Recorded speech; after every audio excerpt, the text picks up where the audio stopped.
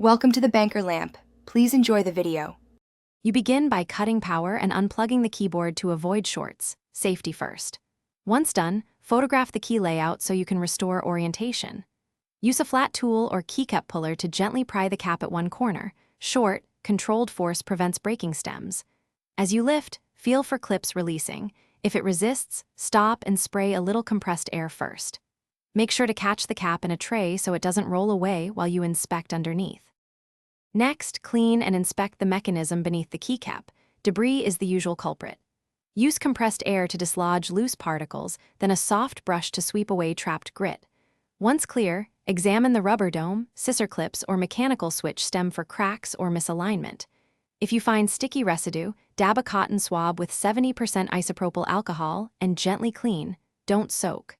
After cleaning, press the stem to verify smooth travel. If it binds, realign or replace the damaged component. To finish, align the keycap over the stem precisely and press straight down until you hear the clip snap into place. Even pressure prevents breaking. Once reinstalled, reconnect power and test the key in a text editor, tapping normally and at varying speeds to confirm consistent actuation. If the key still sticks or fails, swap it with a neighboring keycap to isolate the issue or replace the scissor mechanism/switch. If problems persist, one key troubleshooting tip. Inspect the switch housing for a tiny bent clip.